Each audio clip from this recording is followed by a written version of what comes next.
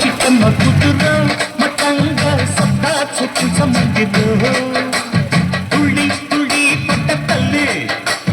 మళ్ళీ మళ్ళీ అంది పొల్లి బాబువ నాకే కావాలి